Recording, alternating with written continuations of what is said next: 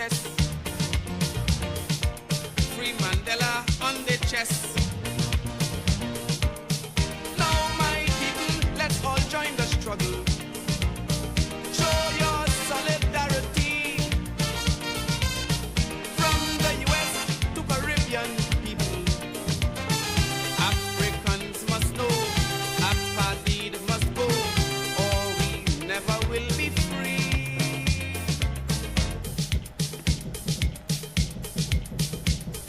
Shaka, shaka, tell them if they lash we brother. Tell them that they're hitting all away. Shaka, shaka, when they make we children suffer. Tell them they'll answer to all away. For we are family, one blood, one soul, to see our people free. One task, one goal. Shaka, shaka, tell them if they touch Mandela. Tell them,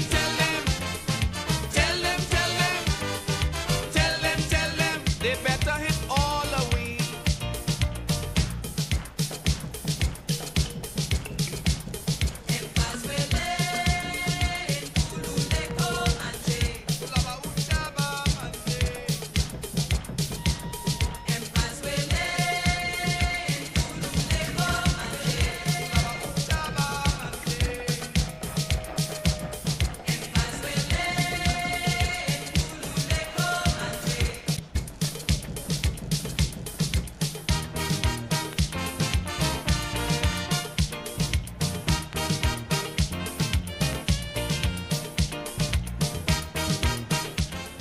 Yes, indeed, of course. A pleasant good night to all and sundry, East, West, North, South, Central, our friends in Tobago, and wherever you are streaming on the World Wide Web. A pleasant good night to you.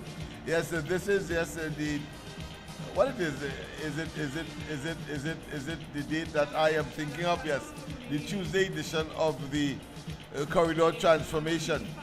And indeed, of course, as per usual, we have a bumper program for you.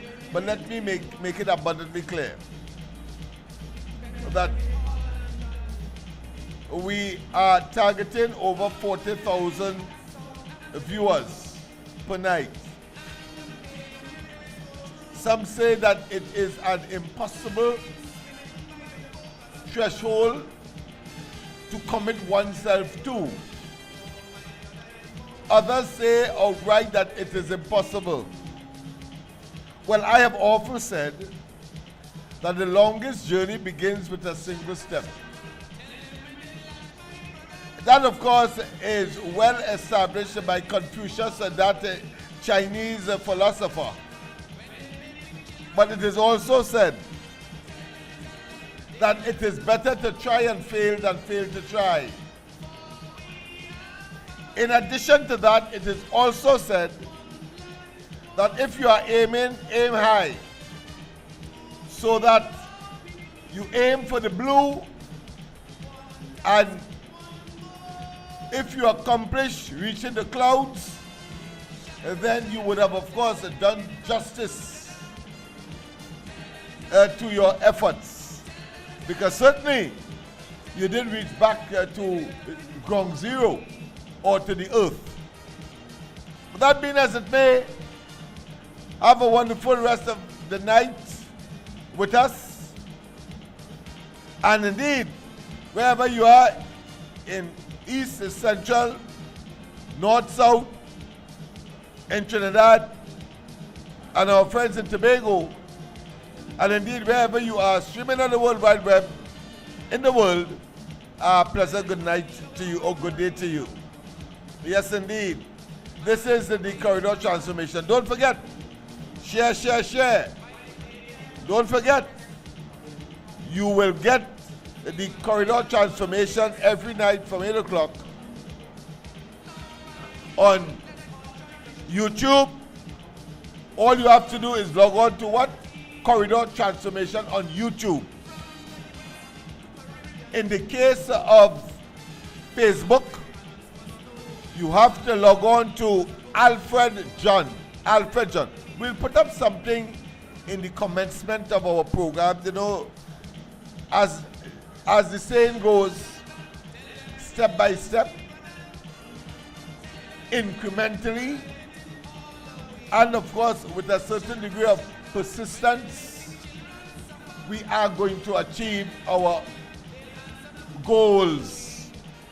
But what the corridor transformation is all about fundamentally is the provision of information that will not only enhance and add richness to the communities that struggles in the hinterland and foothills of the northern range, and therefore along the what is called the east-west corridor from Chagaramas in the west to Toko in the east. And of course, not by chance or accident or serendipity, the population that dominates that particular area of Trinidad and Tobago is saturated or populated by the African community. It is significant. It is significant.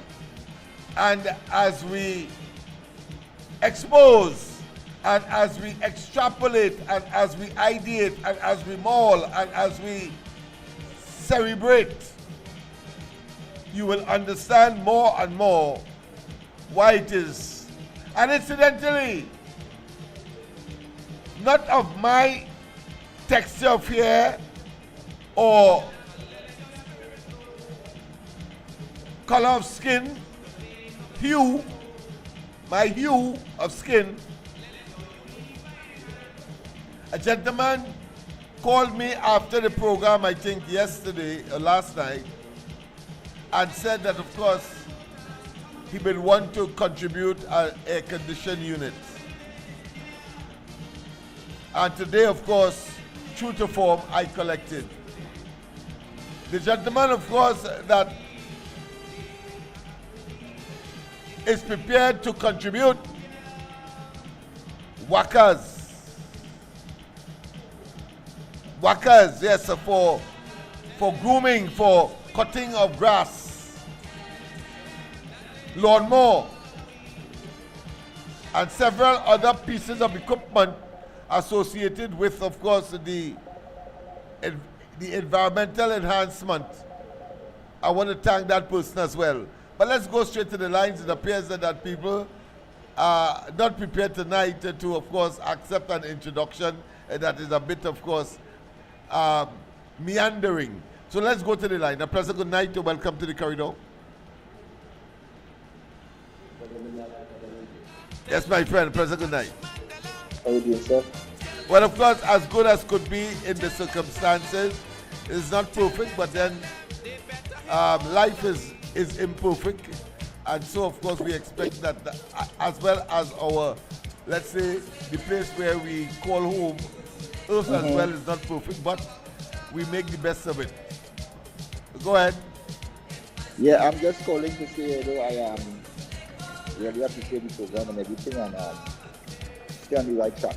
Stay on that track. Repeat that. I didn't hear it too well because the music was playing in the background. Yes, I said that I really appreciate everything you all are doing, and you should stay on that track. Thank you. Yes, sir. Oh, all right. That's what he wanted to say. All right. We appreciate your commentary and your contribution. Yeah. So thank you very much, of course. And as I said, the lines are open fortuitously, and of course, even though, of course, it is normal for us to have some kind of introductory commentary before we open up the lines, but I want to say tonight, there's always exceptions to every rule, and of course, tonight it seemed to be one of those. That being as it may, let me say, without fear of contradiction, of course, don't forget, of course, on Monday coming, the Monday night forum of the UNC will resume. Kamala Prasad Bisesa is expected. I have something that Let me just, oh boy, I don't have, yeah.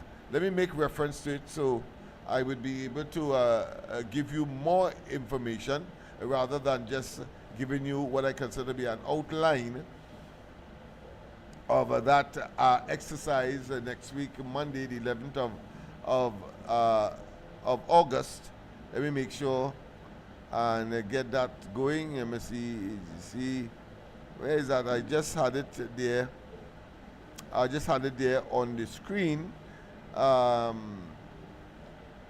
right, because I didn't get the location, and I thought I would put it up so that you can see. But it's early days yet. Today is only Tuesday. I'll be talking about next week, Monday. But yes. So, but people, the point I was making earlier is that I want to thank, of course, those persons who has exhibited a certain amount of trust, a certain amount of appreciation. And of course, the last caller certainly has not been outdone in that regard. But as I tell people, tenacity and commitment is a hell of a thing for human beings. Because remember, in my particular case, I have not and will not wait for anyone on whom I will have to depend to bring the information to you. I will utilize my own resource as I have. And of course, with the understanding and the foresight and maybe the initiative of others, realizing that, listen, this is a worthy cause. And so, of course, they would want to identify with it, even though they may not be in front of the camera, so to speak, and have no desire so to be, as the gentleman, of course, that provided the air conditioning unit told me today. And indeed, of course, the gentleman that said that, listen, Mr. Smith, you probably could, of course, set up a variety of opportunities if you would get some equipment of the type that I have available that is lying around and not being used. But I prefer to give it or contribute it to a person or a program such as this that clearly resides in the belly of the beast, so to speak. We are talking about East Port of Spain, you know. We are talking about Laventil, Beetham, Sealats, Belmont, Chubacak, Movan, Malik. A place called Africa in between there. That's where we are talking about. And of course, recently, today, for example, we didn't have the money before today. And so, of course, the free internet that we were providing to the immediate and the wider community beyond the immediate internet was temporarily, of course, suspended or cut off. So there were young men and women who came, of course, asking Mr. Smith, well, you know, what is happening, because we have posted, of course, the all of the information relating to the internet access, including, of course, the passwords. We have them, of course, posted up about the place, and they were asking, and very significant for me to share this with you. They were asking, when I told them that, of course, it is cut temporarily, we didn't have the money to pay in advance and on time. They actually asked the question whether they can contribute. And I was betwixt shock. You know what I say? I say that I was between shock and deep appreciation. Shock and deep appreciation. Those are emotions that you not normally would, of course, associate around these communities consequential of some positive act is always shock, because it is a dastard act, is an act that of course could land young people in trouble. Bullets. You have seen me some time ago ducking right here because I thought that the guns were being unleashed, not just outside of the building that we are on or that we are in. Yeah, thought so. And to hear young people, of course, saying whether or not they can assist, I thought it was a tremendous achievement. Because remember, the very young people were saying just a few weeks ago that since they have been resident in these parts, they have not seen so many people of different kind walking up George Street and down George Street as well, because some come from Duke Street side. And to me, that was music to my ear. Music to, of course I wouldn't tell them that.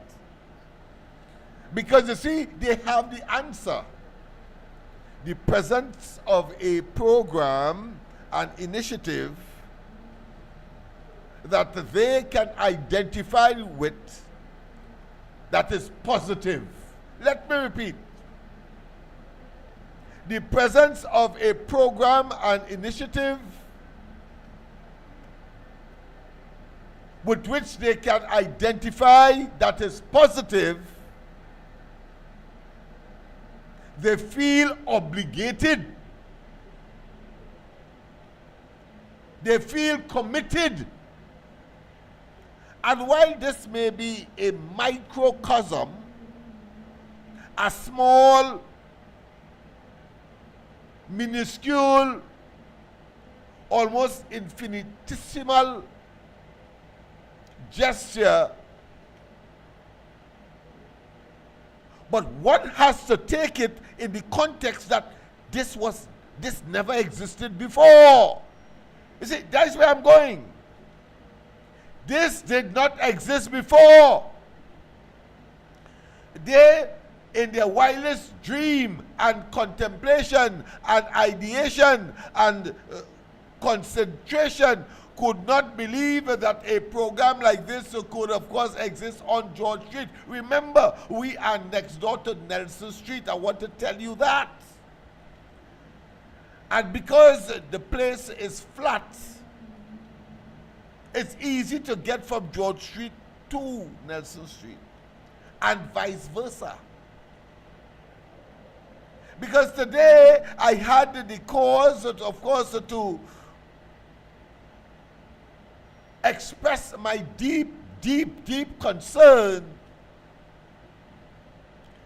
with respect, of course, to the past government and the prime ministers that headed that government, and therefore the PNM,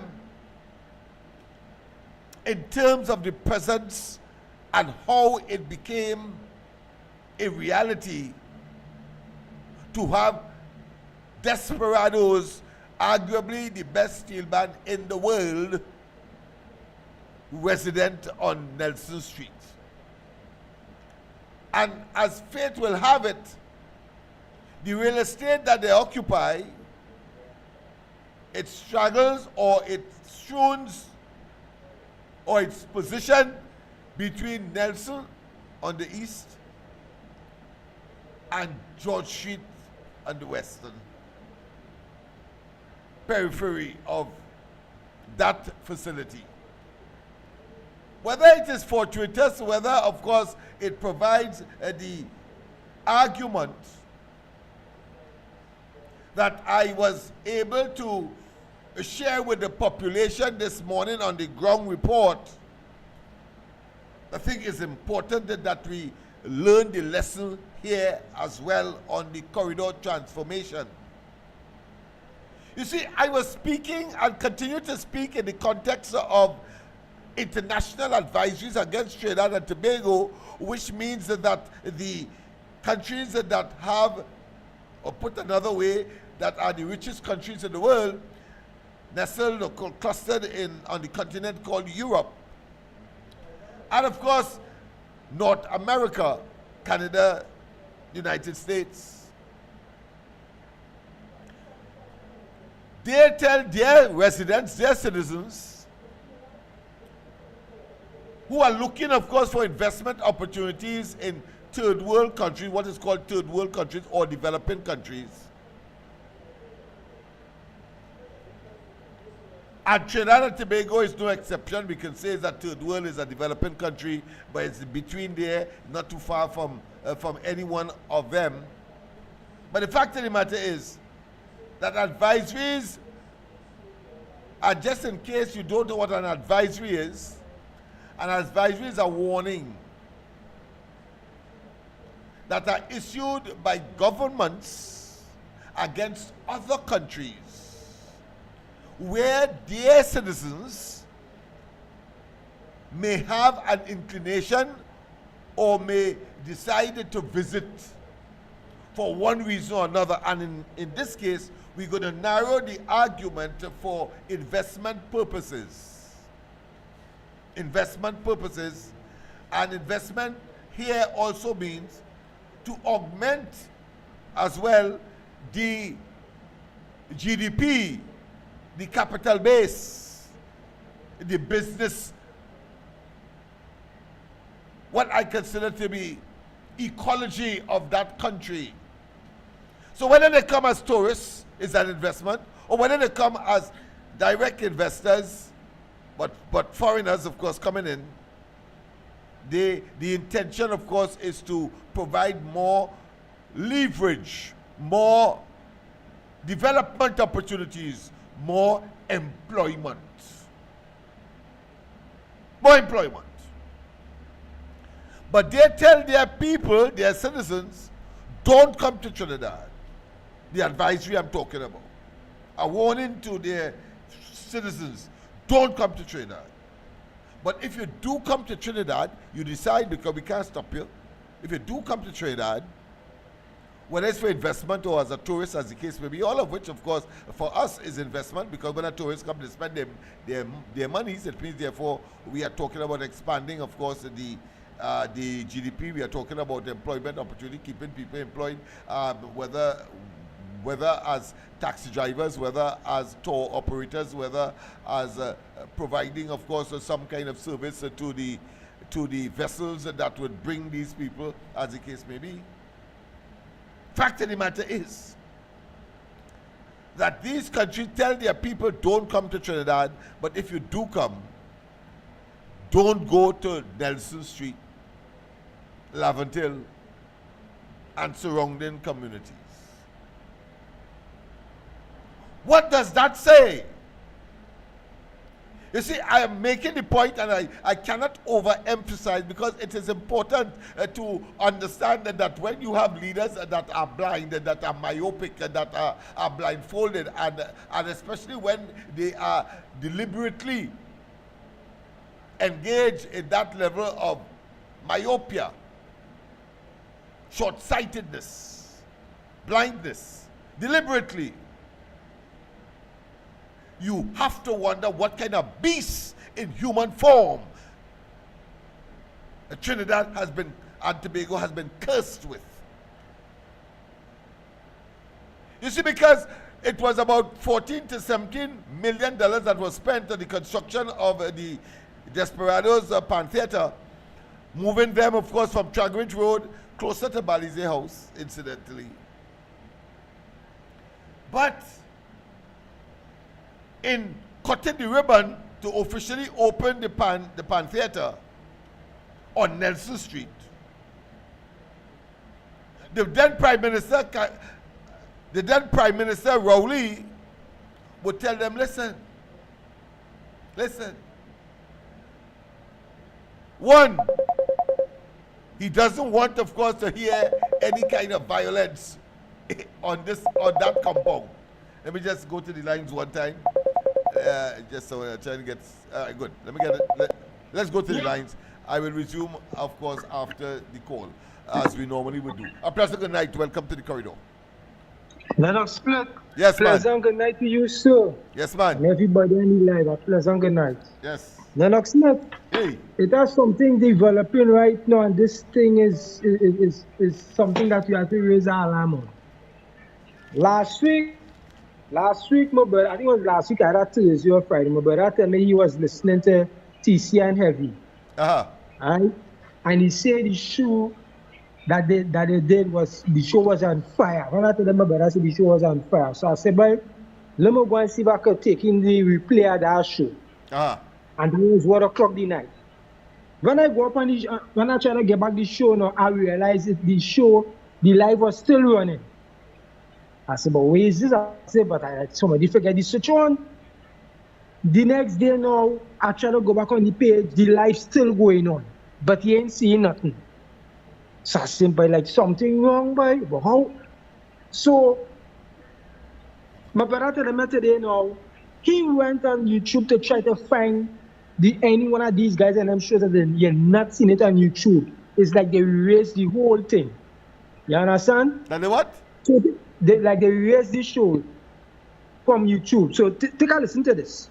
Facebook followers, right? Good afternoon to you. Unfortunately, Real TV, TikTok page, forgive me my voice, I'm losing my voice. The Real TV YouTube platform has been flagged, right?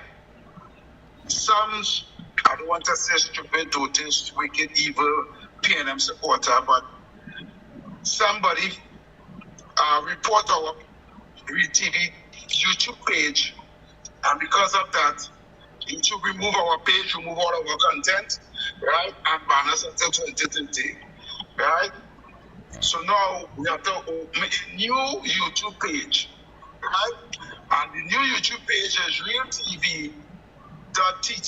That's realtv.tt, right? For so those of you who messaging me, who are calling me, who are messaging me on Facebook Messenger, on TikTok, on all of my media platforms, trying to get in contact with me to find out what is the YouTube platform. It's realtv.tt. That's our new YouTube platform, right? And I just want you guys to know we won't be on for the rest of the week because we're trying to get that platform up and running properly. So once you go on there, like, subscribe, and I may be on Friday, right? My co-host TC is going through some personal issues, some family issues. His father's passed away, so he's had to deal with that, so he's on bereavement. But and I am not feeling too well, I'm a bit under the weather. So the Real TV YouTube page is up and running, so check it out. Okay? So for all those who wanted to find me, go to that page. That's our new YouTube page. Right? Once again, our old YouTube page was reported, right? And YouTube has taken down that page and all its content because of whatever report the Lions say we do it, right?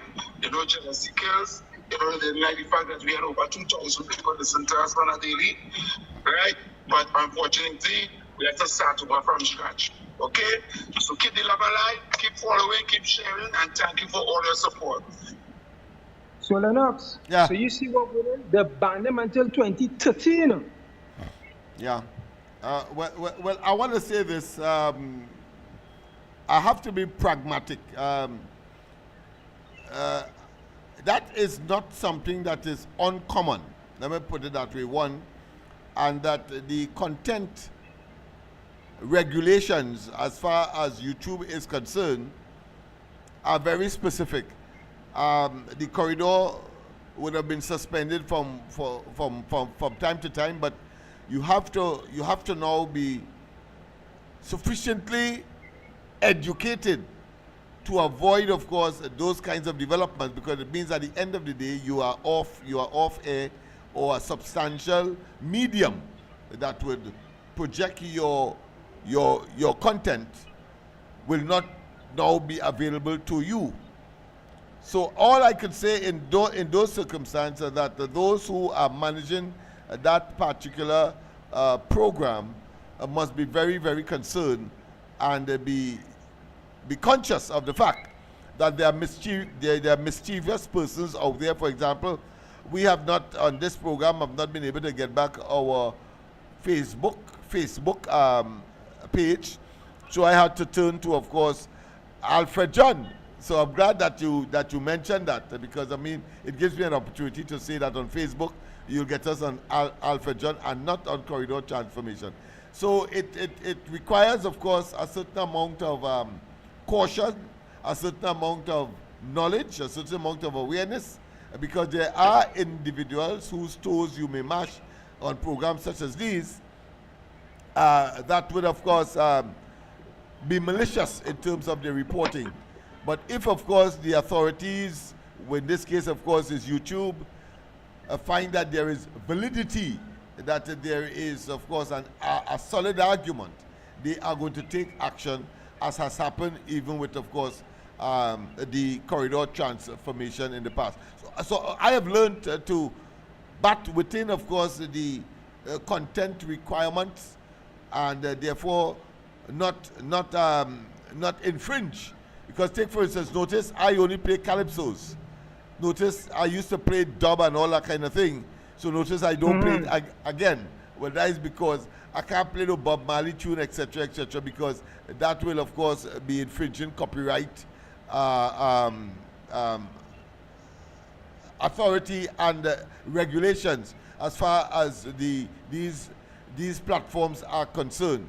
So I'm just telling you that while I understand the challenge that is posed by that team, but I'm sure that they would learn their lesson and but within, of course, the confines, and still get, of course, their material out. Because every day for the past, almost 10 years, I was calling Rowley, of course, a rapist and a pedophile, but nobody was able, of course, to challenge that because of the way that I would have presented it and the facts associated with it. And so, of course, I never got flagged for that reason. But certainly, I don't know what the circumstances is with respect to, of course, TC and they, but it must be sufficiently. It must be sufficiently. Yes, so must be sufficiently. Based on what brother was telling me. Yeah, Lennox, yeah. He was he was talking about the 1%, because my brother told me the show that he was on fire. He was talking about the 1%. Good. Well, right? you see? And I said, but let me go and take it in. And every time I go up on the light keeps showing it that it's still running over. Well, you know, well, these people, well, I'm glad that you mentioned this bring us to some kind of specific area so that we could make an analysis as to why. Well, obviously, these fellas have a bottomless pit of resources to, of course, cause such a situation to develop. Not so? You agree? Yeah. Yeah. Money talks and of course bullshit walks. Let me put it that way. Yeah. So just a matter of time, because what I have also learned, and I'm sure that they are learning it, whether the hard way or otherwise, is that nothing must stop this onward march to delivering information to, of course, accommodate and to make certain that our democracy flows in the way that we would like. Well, let me say this before I go. Let me say this before I go. Go ahead. I want the whole Trinity to be able to understand something. And my father did believe it in his heart when he was alive. In order for you to deal with corruption in any country, you have to deal with it from the top, because Singapore was one of them. And my father always used to talk about that country. And the information is there right now. We could go back and revisit how these people and them deal with the corruption in their country, for the country to be in that state that they're in. China to be able to reach in that state too, but we had to deal with the corruption from the top. Must. And I like the step that this government is taking right now. I see something with Jack Warner there where they say it's good news on his behalf. And I think they want to see they could go and do some investigation to some misrepresentation in terms of the acceleration. Some thing came to go to America where they want to say with Stuart Young and Ari and them What say them for America was to take him back for wherever, for FIFA, wherever nonsense. But something is good coming out of that. All But right. I believe they have to deal with the corruption from the top level come down. They can't always want to be targeting the poor man and the shit right you so. Yeah. Right? Yeah, I Not agree. gonna understand that. Thank you very much. And I want to say that platforms like these, the internet and social media, has been able, of course, to level the playing field to some degree. Because we compete with all of the major players, so whether it be CNC3, whether it be, of course, Guardian, Express, etc. So they are having some tough times, and therefore, these media houses are owned by the 1%ers, but they see their bottom line deteriorating rapidly by the advent and the advancement of platforms such as these. Every night, we can afford to take 2 hours and treat with these matters. But pleasant good night. Welcome to the corridor. Good night, my friend, Mama. Pleasant good night. How are you, my friend? I'm all right, and yourself? Not bad. I'm not the weather, but coming out. Very good, very good. Man. Yes, All right. Yes, man. Yes, The man. caller just mentioned about the Heavy and TC show, The Future of Talk, Yes. came off YouTube. Yes. But if I could remember well, I think it was last week, Wednesday or Thursday, them fellas that them call out the 1%ers name and them, Yes. right? And really and truly, the show was hot, right?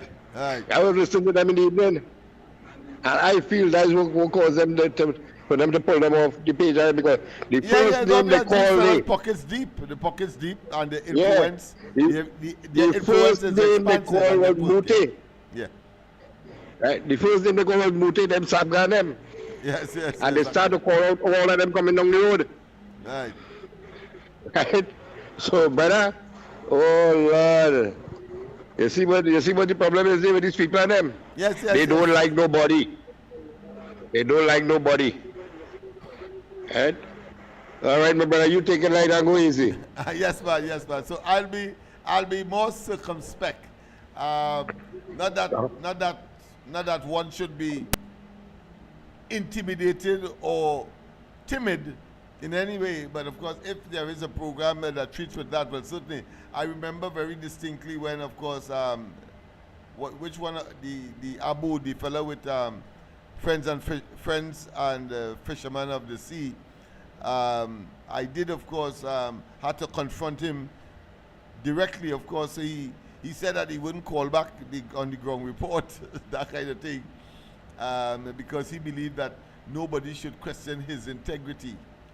Well, I want to say that every man is subjected, of course, to questions. And of course, because we are not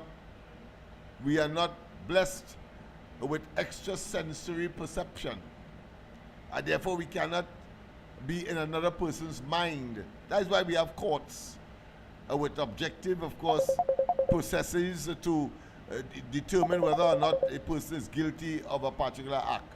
That is why we have that, because man doesn't have the ability to know what the next man is thinking. Of course, they try with things like lie detectors and so on, but that still is not foolproof. A pleasant good night. Welcome to the corridor. Yeah, good night, Doctor. How are you doing? Then good night to you as well. Yeah. Tell me this. It appears that the opposition leader, she was in a coma. The what? I say it appears that the opposition leader, Penelope, because she was in a coma. All right, go ahead. Now, apparently she attended some conference in America. Yes. And the Americans who, when I say Trinity to America, are fearful to come home. And she is making a statement that the crime in Trinidad and Tobago is hurting into our international status. She was sleeping all the time for the last 10 years. Well, I heard that too. I heard that to my friend, and I was wondering where she was for the last 10 years or so. Yeah, I couldn't believe my ears that such a person who is supposed to be one of the more intelligent ones will talk such nonsense. yeah, because she saw her government, she was part of, had 3 record murders in the country. But 3 don't you? record murders. Yeah. But don't you think it's a bit? It's not a bit, but don't you think It's ironic. Yeah. But don't you think it's absolutely ironic that here it is? Well, I just use that. I just use that word. Ironic. It's very ironic. Yeah. Did she? I just use that word. Yeah. Was it her who said that the party had lost its way? Was it she? Yeah, of course. And Yeah, therefore, when one extrapolates what she mean by lost its way, it had to be not in opposition, but in government. That's all. That is why it lost government. And therefore, crime and criminality was one of the major pillars that caused them to lose the elections and demonstrated that they do not have the capacity to manage the affairs of Trinidad and Tobago, whether it's crime, the economy, and we can go on and on. That's all. Yeah, of course. And Yeah. she's pleading. She's pleading. So now she's with trying to present fool the government. people. That's what that is all about. Yeah, Superficial and what I consider to be nebulous old talk, because she has to say something, unless she's seen as someone who is enveloped in silence, as she had indicated. Don't take her silence for something other than what it is. Well, I can't understand how you could tell me if you are silent. How you could tell me don't take silence for something that other than what silence is. Silence simply means silence. That's all. Yeah, of course. So you have these kinds of what I consider to be, I wouldn't even call it metaphors. I will call it, of course, confused statement that really and truly is in the domain of some kind of attempt to look for sympathy. You know, we heard Rowley when he was on his drawn to the position of prime minister. He said that there's those who are saying that he's too black to be prime minister. And of course, yes, and then he went on to say that somehow somebody tried to kill him. That there was assassination plot. And then, of course, he went on to talk about the fact that he is the man for the job because the PNM has had a track record, which, of course, he has embellished because, of course, what he said was not in fact so. Yeah, he just make it sound nice, and then, of course, waltz his way into government. Of course, utilizing, of course, the undermining of the democratic process, getting an unfair advantage by interfering with EBC, and, of course, not bringing deliberately international observers, as was the case in 2020. So we know all of these tricks. So that kind of chicanery that Penelope Beckles is engaged in, she and her and the 12+1 will not, of course, work on this occasion. Yeah, well, why are you on this subject with Rowley? You know, he won his case. I thought today. Yeah. I'm rather interested. He won his case with the land in Tobago. Yes. Right? Yes. Yeah. Hi, my friend. Go ahead. Another subject, one other point. Go ahead. You know, the PNA have a problem with the ground report, the corridor transformation, Felix program, real talk, heavy and TC. Yes. Because I'll tell you what, the propaganda machinery is in full swing. And I'll tell you why I say this. Yesterday I listened to one Felix program. And there's this Indian guy, at least that's what he says. He was asking Felix, how come he don't have Indian people on the shows? A lot of Africans running all these talk shows. Is the UNC paying you all? I want to see Indian people on these talk shows too. So you understand where you're coming from, right? Yeah, What is definitely. I'm going to make a This comment one- after, but I distinctly, Yeah. That's familiar territory, really. But go Yeah, ahead, so yes. you understand that the machinery is in full swing, right? Yes. Yeah. All right, so I'll listen to you up there. Thanks very much. Well, I just want to make a comment on that last part where Africans are the ones that appear to be touting or toting the agenda of the UNC. Let me say this categorically. First and foremost, if we were Indians, the PNM would have made it their task, their duty. And because of the way that they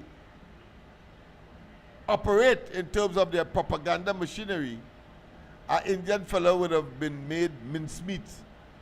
Anything he would have said, they would make it look as though it's a racial thing. Here, what is the problem with the PNM? Because we are Africans and we are advocating, and in my case, of course, the reality of Trinidad and Tobago, not that we are in favor and that they could do anything and that we will stay definitely silent on it. No. The Africans that pursue these agenda on their own volition, because nobody pays me to be here. Nobody gave me money to set up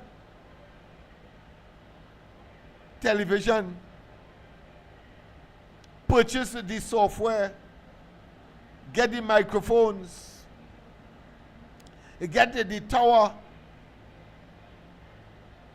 and worse yet, you have to also deal with electricity.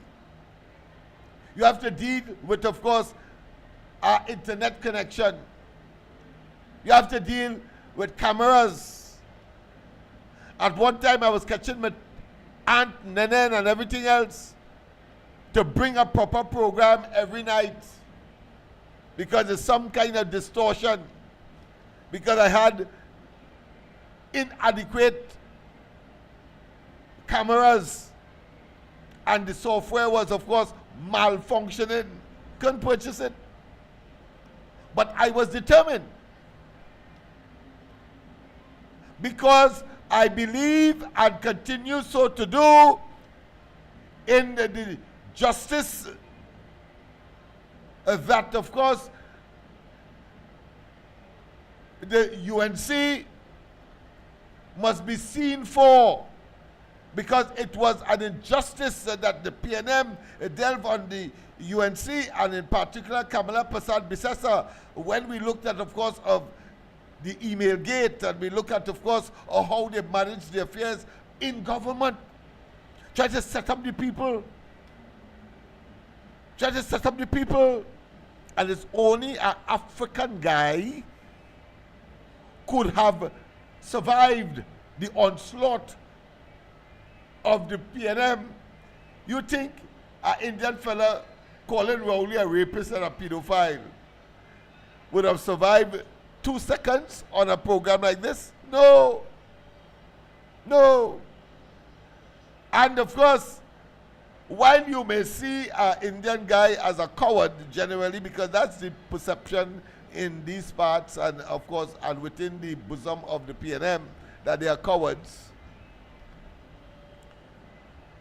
The fact of the matter is that even if they were brave, the level of tenacious and rambunctious and monolithic and mass attack, that person will have crumbled already. So you're right, my friend. You're right. That it's only the African individual could withstand the torrent of abuse and the torrent of attacks and the torrent of disinformation and misinformation. extending, of course, to tribal iniquities.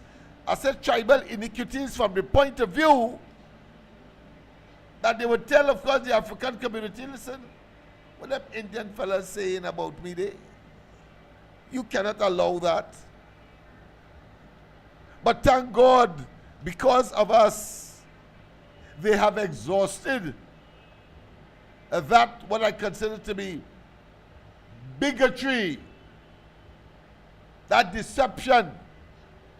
Because you see, the example is very pellucid. Tobago, a ethnic group, mainly Africans. And at the initial stage, at the commencement, at the genesis, when they wanted to dominate Tobago, they talked about the Calcutta ship. Don't forget that. And Tobagonians were not aware of the agenda and the ulterior motive of the PNM. And I want to tell you, I was in Tobago when the Calcutta ship was invented as part of their propaganda machinery to dominate. Because remember, at the time, TOP was part of the,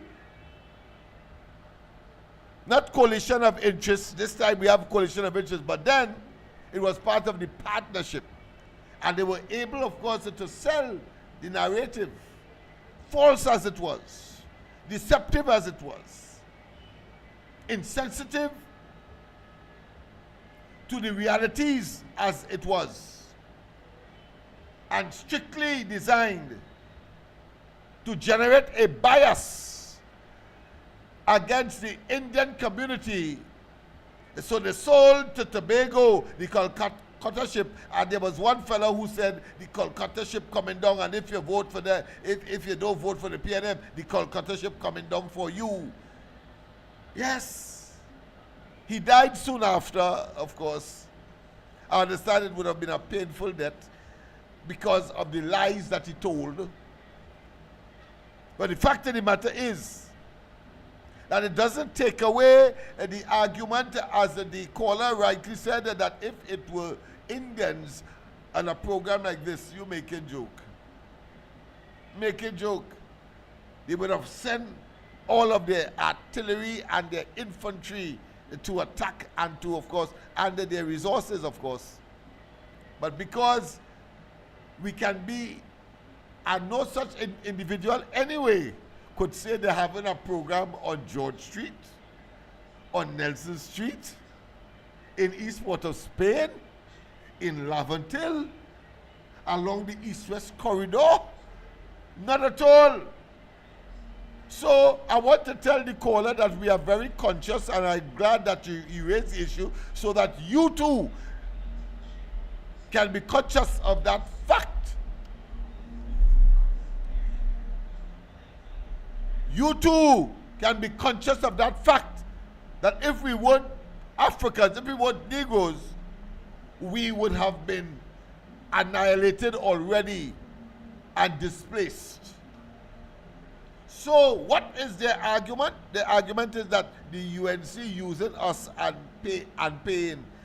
That too has failed. As I said, they went in Tobago and took Calcutta ship. Well, they did it once, they did it twice. They did it for all of 21 years that they dominated in Tobago. 21 years. And while we, of course, recognize the lies, the deception, the evil, the mismanagement, the cronyism, the nepotism, the corruption, and the from time to time successful deflection away from themselves and trying to, of course, set up the UNC and therefore the Indian community. We thought that it was unconscionable It was evil, it was diabolical, it was Luciferian, it was wicked. And while all that is taking place, their mismanagement of the resources of the country and the country itself deteriorated exponentially. Exponentially, with a rapidity unprecedented, particularly over the 9 years before the 28th of April. Let us not waste time. We have time, dates, occasion, and we have the facts. And therefore, we said in no certain terms that all unfair games will have to play over. Because when we eventually realize that the idea of those false pieces of paper, or those pieces of paper that were only called emails and presented in the parliament, was exactly that, false pieces of paper and non-emails, we said, but these people are taking us for fools.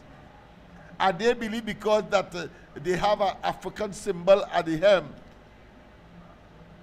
and that they could, of course, switch or direct their allegiance really to the 1%ers who do not have the same texture of hair like them and color of skin,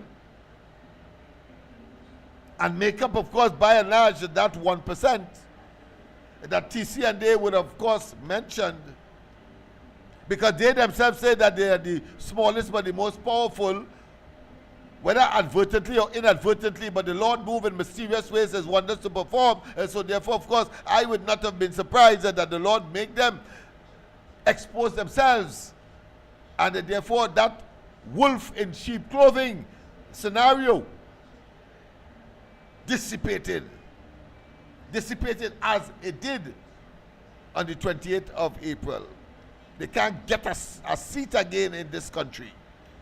I'm talking about a seat of government, but I'm also saying to you confidently, they can't get a seat, whether the local government or the national level. That is how betrayed the African community have seen the execution and the exhibition of that criminal enterprise called the PNM that has accommodated these miscreants and criminals within its boundaries or its enclosure. Yes, indeed. So yes, my friend, I thought it's important to spend some time on that, because of course the last THA election showed that they totally rejected that notion. They tried to bring it in by putting Watchajuk and others fraternizing, of course, with Kamala Prasad Bisesa, suggesting, of course, the same Calcutta ship scenario resurrected, but they totally reject them. 14, the lucky they get one, 14-1. 14-1 people. And in Trinidad, while of course that is being emulated, not sufficiently expeditiously or not with the alacrity or the speed with which one would like a fellow like me, because they should not have been 13. No 13. No 13 in the parliament today. No 13. Should not be. And therefore, those of us who are conscious and continue to be conscious and take our own resources and have programs like these to, of course, keep the ship on even keel as far as exposing the inability of the PNM to manage the affairs of the country, and that their propaganda machinery must be, of course, doused. It must be eradicated. It must be annihilated. And you are seeing that happening on a daily basis. No longer could you say, listen, it's war. What is that? War with who? War with yourself? War? Nobody listens to that. That is hogwash. That is diatribe. That is obsolete. That is Jurassic. That is the level of obsolescence in that statement. War? They feel that was back in Robinson days, when the PNM came and saying, of course, that the NAR was, of course, the worst thing in the world. They created, of course, the conditions for the NAR to take, of course, some say draconian measures, and some say, of course, realistic measures to bring back the economy and the society of Trinidad and Tobago, devastated by the previous PNM under, of course, Eric William first, and then, of course, Chambers. And then, of course, there was the infamous statement by Desmond Carty that all are we thief, that crystallized the fate, and the fate that ought to be all now the PNM, but they were able to resurrect themselves because of the lies and the deception and the propaganda machinery that they would have, of course, adjust and amend and adapt in order, of course, to get back into government. Well, it has come full circle. It has come full circle. So people, we have to put them behind us.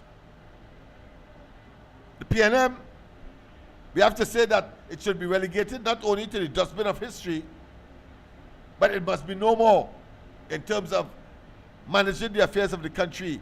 None of them there. Or you could tell us in modern time is war. Who are you? War with who? What I can tell him, what I can say, is that the Attorney General has said that I will go to war, and he said who? With who?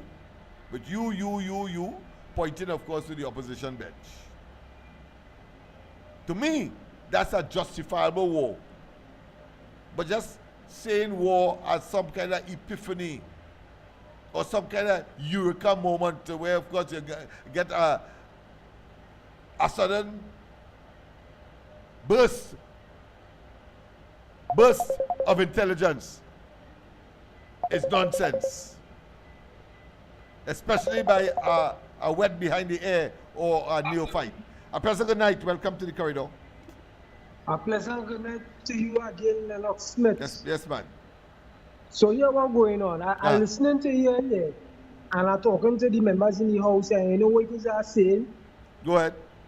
The 1% right now using the PNM, that is mass the way. And I believe that mass, we have to destroy that mass called the PNM. Because I believe the PNM holding all these entities together. Destroy the PNM, and everything else that connected to it will crumble like cookies. But the PNM needs to be destroyed. Because it's Eric William that created these people and them in the first place. So what happened in the beginning, so it shall be in the end. Dr. Listening. And I want to agree with you implicitly. What Rowley had attempted to do is to have a elitist group of Africans connected to the PNM directly at the administration to join that 1% group by, of course, abusing the resources of the country, and then they convert it into private wealth and then say that they work hard in order to get it. But I want to end this aspect of the discussion by Gregory Aboud one time when we had quizzed him on the issue on that particular topic. He says, listen, check out those persons who may be of his clan, here meaning Syrians, Lebanese, local whites, and indeed Indians and Africans. But it was Rowley who tried to, of course, advance by brutally and savagely thieving blatantly. That is why, of course, he is now concerned about blue lights and silver bracelets. So he's seeing, of course, all kinds of illusions that Interpol looking for him. That's why, because they know, because they try to, of course, be as equal to the established 1%ers as quickly as possible in that short space of time, 9 years. we have to look, we can look at Balize House and understand the pace at which they were prepared to go. Because remember, in 2015, he said that the PNM was owing over $5 million. Suddenly, of course, they're billing something that is over 100 million. But of course, we know that that will stay right there as a testimony as to never again the PNM utilizing blood money to construct an edifice for their aggrandizement and their false and fake, undeserving, and of course, acquired by mismanagement, nepotism, cronyism, and the larceny of our treasury. Yeah. So it's very important that we understand that. So he tried to expedite that. He tried to facilitate that. And eventually, of course, as we always say on this program, evil could never prevail over good, because he did it at the expense of the poor, the downtrodden, the economy, the advancement of our community, and the exploitation of the very Africans that they relied on to keep them in office. That is why they are reeling now from over 100,000 of them abandoned the tails, and will continue so to do as the UNC take charge and firm up, of course, their policies and programs to benefit all of us. But the point I am making is that the Africans that are on these talk show programs have seen the light, and they know that the toxicity of the PNM is huge, large, mammoth, and irreversibly dangerous for the country. While the UNC have demonstrated the opposite, because they themselves would tell you that when the UNC is in government, the African community fares better, and we will see that unfolding in spite of the hiccups that they are trying, of course, to expand and to exacerbate and to deflect as to the real reason why you had to, of course, reevaluate CPEP and URP, etc. They are trying to do that. But when the entire exercise is complete, they will have to be wiping, of course, the rotten eggs on their faces. That's what's going to happen to them.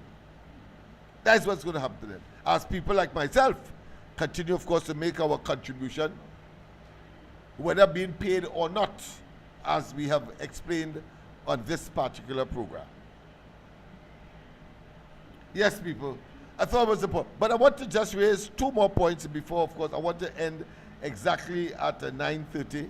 So, of course, we just have about maybe 10 minutes or so ago again.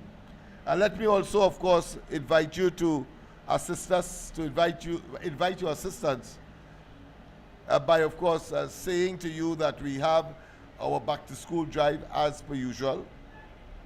Uniforms, books, etc., bags. And I promised about 2 days now to put in the additional number, but you can call me after the program if you wish, 337-6940, and any time for that matter, to tell us what contribution you are prepared to make as far as getting those young people equipped and the parents who may be in a state of what I consider to be impecunious state, not blessed with money, but the young people must be well educated, or at least given the opportunity to be well educated, so that they can make their contribution to themselves, their families, and their community ultimately. So that is the purpose for this book drive, this back to school equipment drive, whether it be bags, whether it be uniform. And if you want to sponsor a child, we will of course have that child available, make that child available to you with the consent of the parents. And if you want to provide everything that the child needs to get back to school, oh boy, we will be extremely elated, and it will be, and it must be a blessing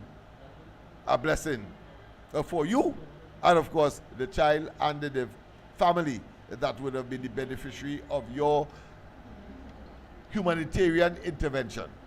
Right? So let's see what we can do, all of us, putting our heads together. Let me just check the phone here. I believe that, yeah, there seems to be a problem with the phone. Let me just check and see, because I noticed that my handset isn't ringing, so I want to know why. Mr. Tagarigua and others, I'm sure, would have been ringing, but it's too late now to adjust.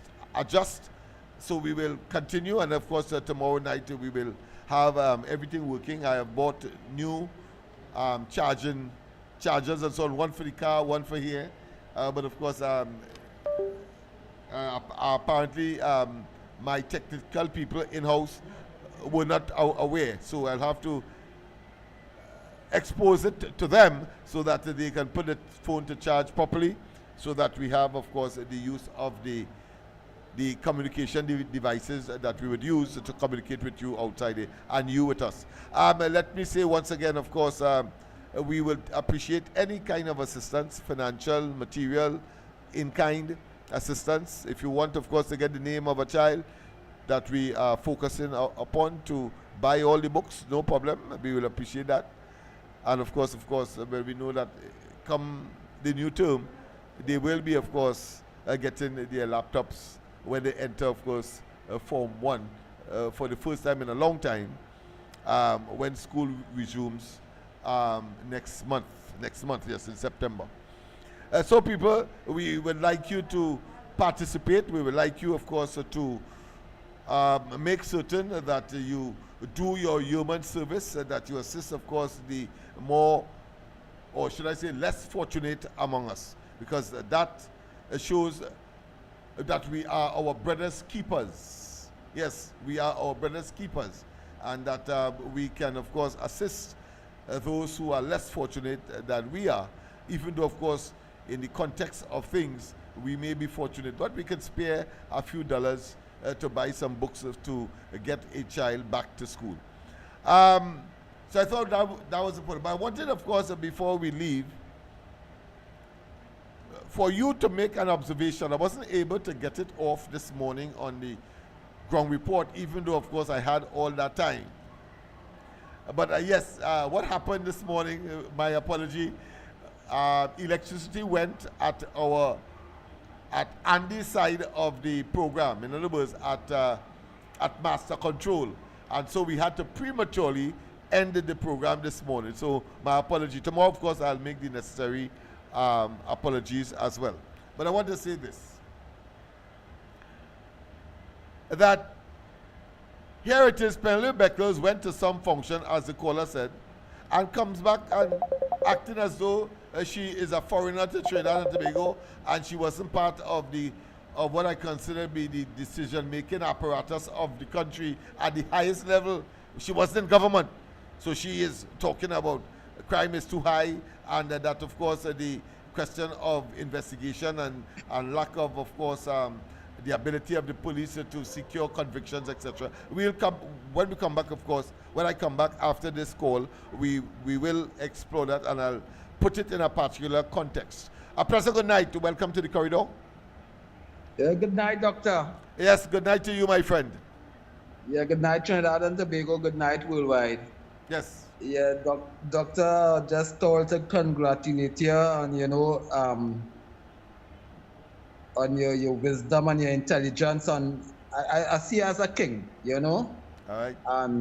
Yeah, I see you as a king, and keep up the good work, brother. Thank you. You have them on the back foot. You understand?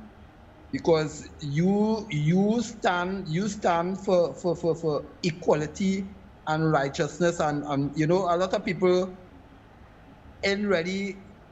A lot of people cannot function on that level.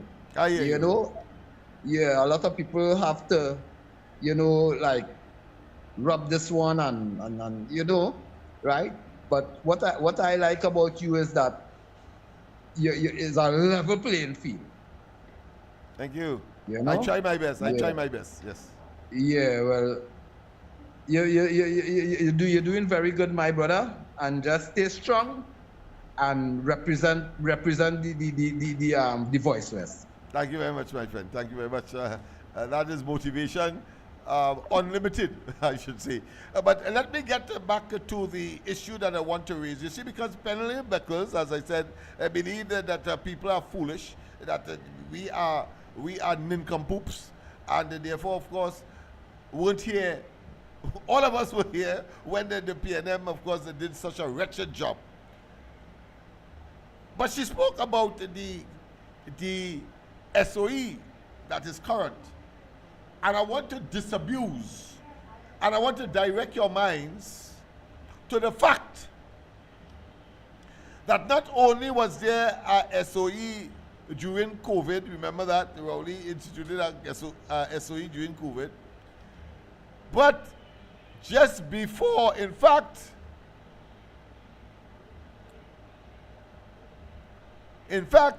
just before the days before the election of the 28th of April 2025, yes, about 3 months ago,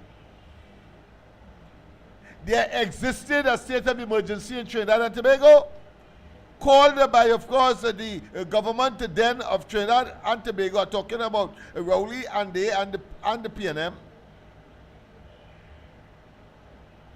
So, I am making the point that a SOE existed for the purpose of addressing crime, because it was told to us that a fellow went to sign some book in the Besson Street police station, and when he was exiting that institution, he was gunned down, and so, of course, retaliation would have been the order of the day. That occurred, in fact, afterwards in Pisgaland, and therefore a state of emergency was recommended according to the then leaders. I'm talking about Rowley, and of course, well, Rowley in the beginning, and of course George Young for 20-something days had the position of Prime Minister as well. But of course our SOE was operating. Why am I making that point, and why have I started there? I have started there because Penelope Beckles, and I want to say categorically, she is dishonest, not disingenuous. Disingenuous suggests that somehow there is some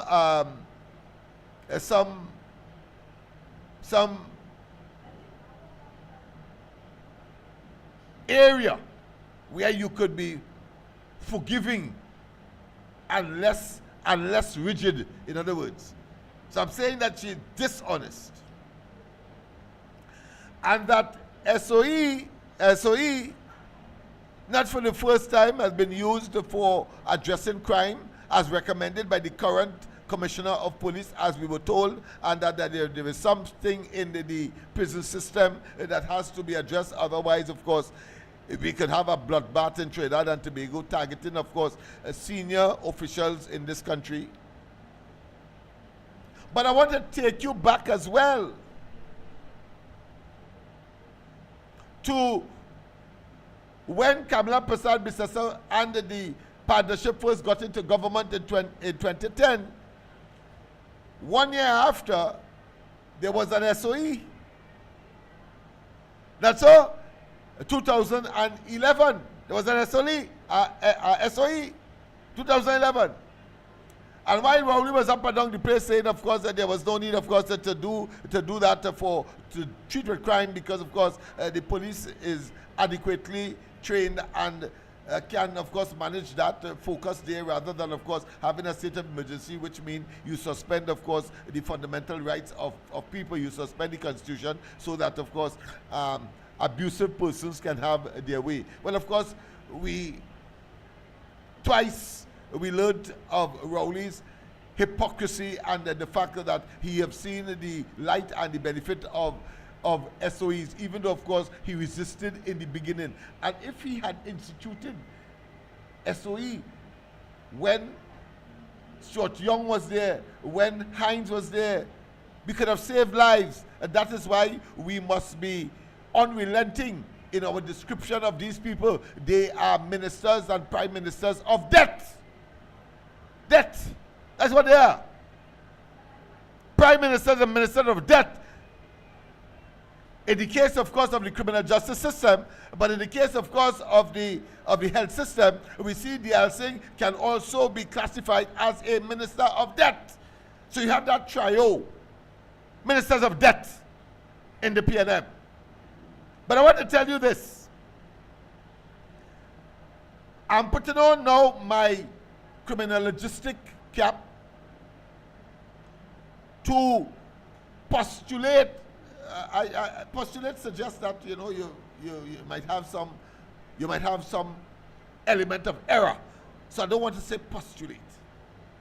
I want to say categorically,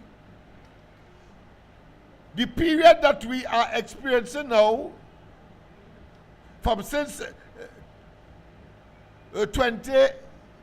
since the 28th of April, is a transition period. That is where I'm going. A transition period where the crime and criminality will linger on until, of course, the policies and programs over time will be triggered and be established by the current government. Why am I saying that? And why am I referring to SOE to, of course, bring out that fact?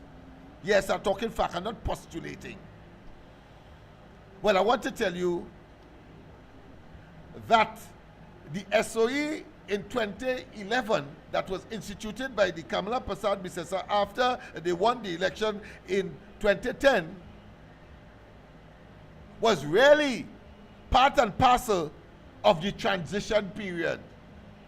Notice that they won the election in September, thereabout, but the murders continued, the crime continued, the disquiet of the population over the question of the level of crime that existed and the criminal justice system that would have been in shambles or couldn't cope, let me put it that way. So therefore, the transition period is that period where you just left the PNM with its murderous experience and inability to manage the crime in the country. We have seen in 2008, for example, it was the record-breaking 537 murders. Then it was, of course, that was the highest. Today we're talking about under Rowley, over 600. But the point I am making is that 2009, the second highest, and then of course we came to 2010. But the government, the new government under Kamala Prasad Bisesa, the UNC, would have taken up government in that scenario. So the murders did not abate considerably,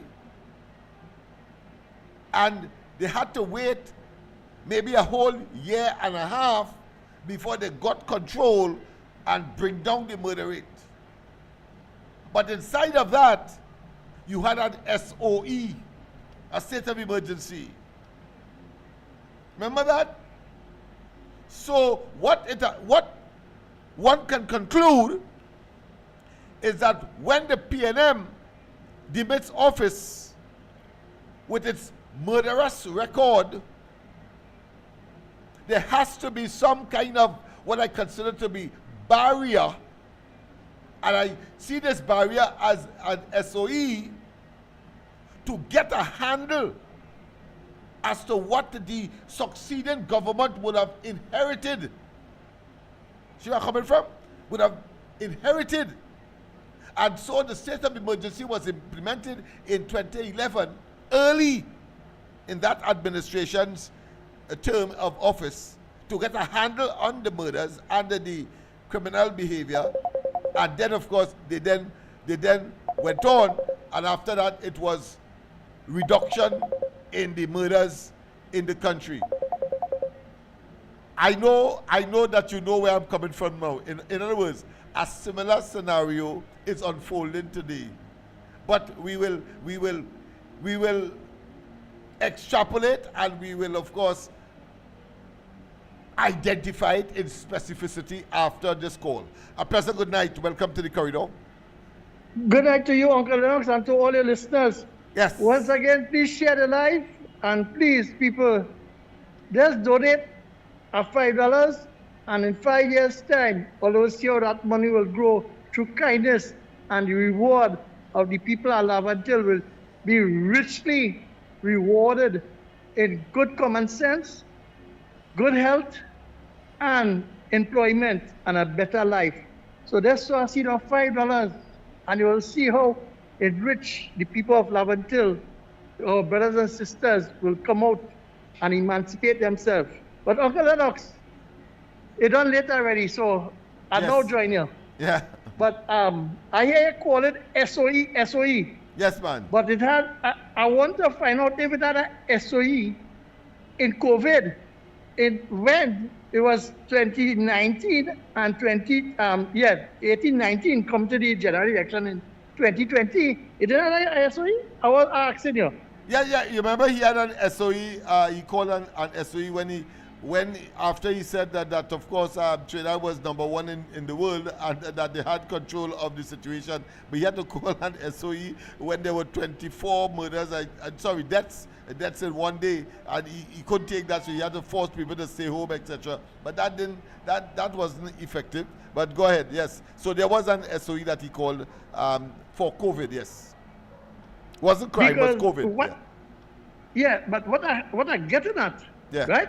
My little friend, my preamble to your conversation is to justify that to contain crime and criminality and wrongdoing of destabilizing the country and the citizens' freedom and movement, right? So they call it SOE to control it.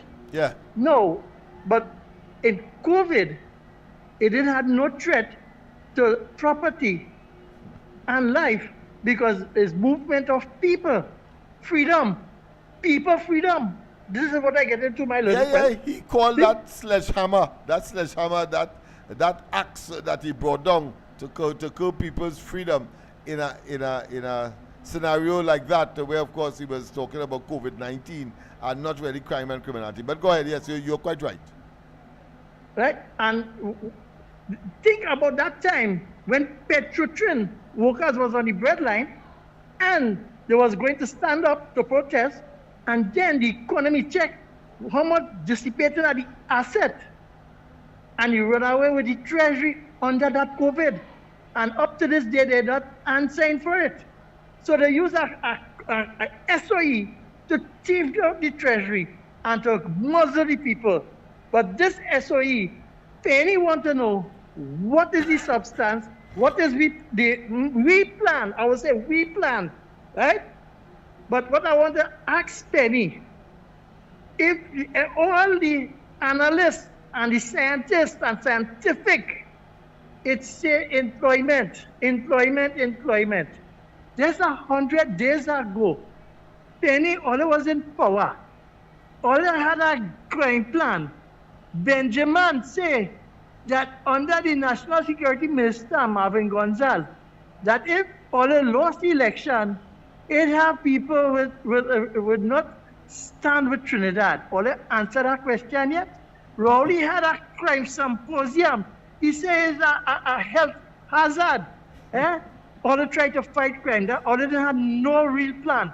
Ole want me to come out and tell the criminals and them, who, in fact, let me restate that. People who are presumed to be criminals or criminal activities. Hey, the police coming down so to check all there, then here what's going on. Penny, I will tell you the crime plan. Stuart Young, tell your daughter, don't go by the neighbor next door, right? To get any sugar, Ebola sugar. Gary, Griffith, I'm telling you, that is your family here. So here what's going on. Stuart Young, Penny tells Stuart Young, don't let his stepdaughter go by no neighbor down the road, right? To get any sugar, right? because the police and them might pass down there. And here what going on? The building where they kidnap the people and they paint blue like a police station. We go down and ban the color blue. Right, Perry? So here what going on? We're fighting crime. And here what going on? You see, when earlier was in the PNM, right? And my brothers and sisters on the east-west corridor up on the hills can't unite again. And just imagine just walking the street that was gone down. That was all a game plan or crime plan? Which one it was? Eh? That was all encourage and never try to solve how much brothers and sisters lost their life and the children, innocent children. That is all a game plan or crime plan. Just before election, the Impaloda, I want to tell him, it's Scotland. You people right down in Ceylon could I come out the house? Because as I open the door, the neighbor against one another. That was all a game plan or crime plan. Just imagine $1.4 billion in CPEP and the vulnerable still vulnerable. How it is to eradicate poverty and it eradicate the crime. And all they had URP and CPEP running. Look at the kind of money all they spending it. And that they put a handle on crime. So here what's going on. I support and the whole of Trinidad and Tobago who attend stand your ground consultation, they will understand what it means. It means that if Uncle Lennox chooses to have a firearm and he fit and proper and he fit the criteria, he can do so. And anybody come in within the premises of his home, right?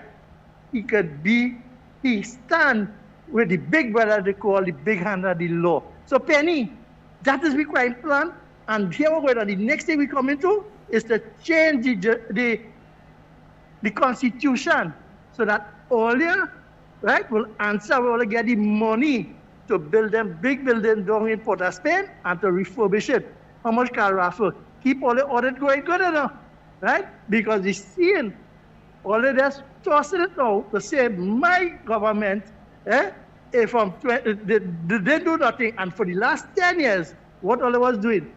Penny, you was in part of that government, and you was in housing. How much housing give the people and them to be comfortable? How much, So Uncle Lennox, I want to say more because it's hurting me to know that he's asinized on them, right? Yes. Talking about a crime plan, right? Benjamin was the acting commissioner of police.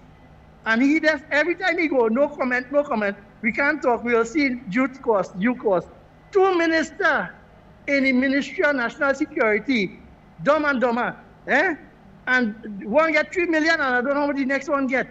And I wanted to investigate the last one to see how much social program and funding they do for how does call it, NGOs, and how much people they help through the name of helping in the ministry of these $10 billion. But Uncle Lennox, it's late and people might want to call. Have a good night, Uncle Lennox. And tomorrow night, I'm booking my spot. I'll tune in early and we start at 8. Yeah, be early. All right, my friend. The phone will be functioning in its dual capacity, both the handset as well as on the system. But of course, people, we have come to the end of tonight's program. Clearly, it's after 9:30. But merely to conclude, not a hypothesis, nor a supposition, but in all evaluation and in all analysis, it is clear that what we are experiencing now as far as crime is concerned is that transition phenomenon. The transition phenomenon. As I said, when the PNM got out of office in 2010, by 2011, because remember they would have out of office by the middle, more than the middle of 2010. But by 2011, there was an SOE. Of course, and for the same reason that an SOE has been implemented now. So what is clear? It is logical that when, and let me make the point again, and it's worth reiterating, that never again must the PNM be in government, because you don't want to have these constant violent transition periods. Violent transition periods. Because in 2010, by 2011, you would have had to have a state of emergency. That is the fact. That is reality. So it means, therefore, the situation as far as crime is concerned, coming out from 500 murders, then 500 and some, a little less than 500 and something the year before. I talk about 2008 to 2009, and then of course 2010, the elections. What transpired was that there would have been an overlapping, a continuum of the violent period under the PNM, and therefore in order for the UNC to put a halt to it and begin their own crime plan and implementation, which resulted, of course, in the reduction in murders, because we like to use murders as the ultimate measure as to success or failure as far as crime plans are concerned. So a state of emergency was implemented in 2011, and after that, of course, they were able to get a handle on the situation, and then, of course, the reduction in murders started. Now, here it is, we had what I consider to be the explosion of records. 2020, 2022, 23, 24, explosion. And now that the UNC came into office on the 28th of April, just about 90 days, 100 days ago, or two or three months ago, here you have another experience or another situation where the transition, we are in the jaws of the transition, but the murders have not abated as one would have liked. So once again, I don't know if these people are observing that, the criminologists and those persons who are supposed to be expert like myself, studying these developments. But certainly, I don't think that they said, well, listen, last time we started in 2010 to cover the government, and in 2011, 1 year after, we had to, of course, implement a state of emergency. No, I don't think that was the case. I think a different circumstance, but of similar impact, occurred that caused the commissioner of police to tell the government, listen, you must implement a state of emergency in order to avert a certain criminalistic behavior. That is what transpired. But the point I am making here is, here it is, if the pattern holds true, in other words, that here it is, you have a state of emergency, then when it would have been over, when it would have come full cycle, it means, therefore, we expect that murders will now begin to decline. As 2030 arrives, or towards 2030, because of the pattern that we would have had between 2010, when the UNC was in office, and they had to implement a state of emergency in 2011.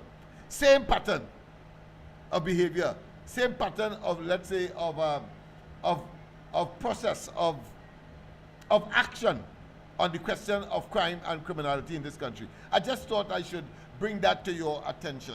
So therefore, when Penny talking about, of course, the whole question of why it is, where is the crime plan, etc., etc., clearly you will know now that we have been in the transition stage of moving from one government to the next, having inherited a murderous period more than any other in Trinidad and Tobago. I mean, 3-4 times you have, of course, record-breaking murders, one after the next, under Rowley and they.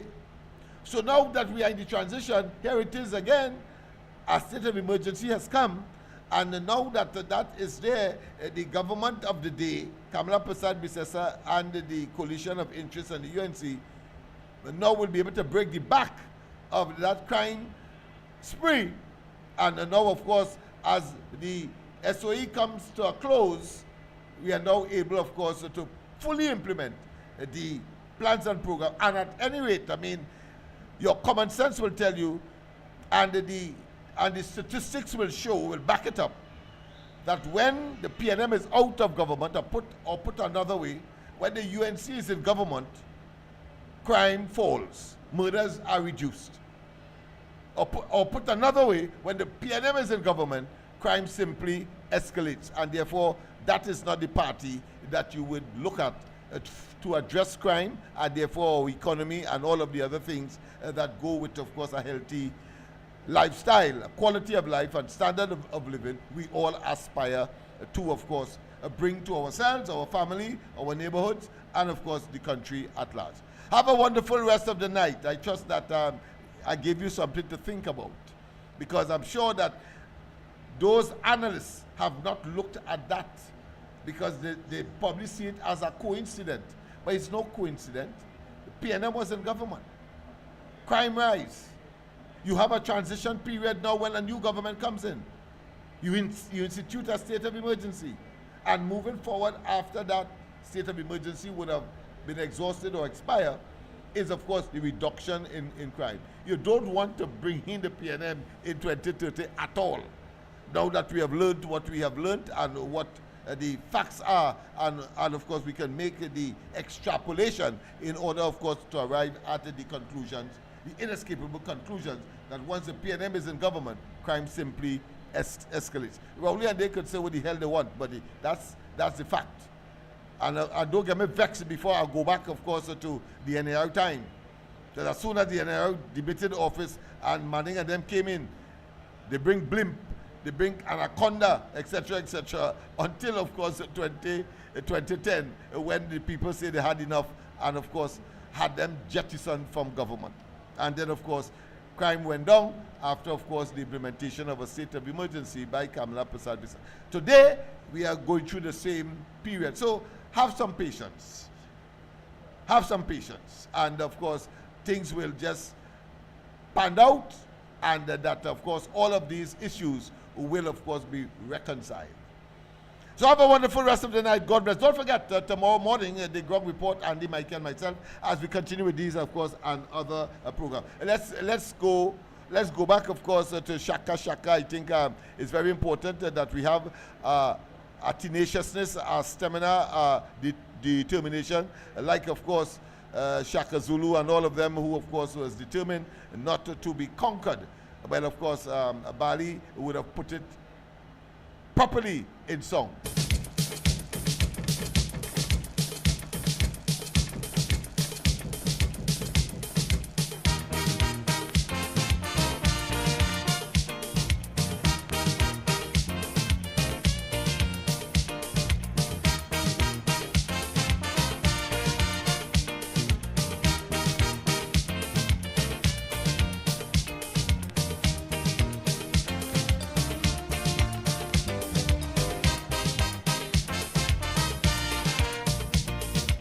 Shaka, shaka, talk to me. In a happy family. Tell me when you're hitting one. Psalm 27. The Lord is my light and my salvation. Whom shall I fear? The Lord is the strength of my life. Of whom shall I be afraid? When the wicked came against me to eat up my flesh, my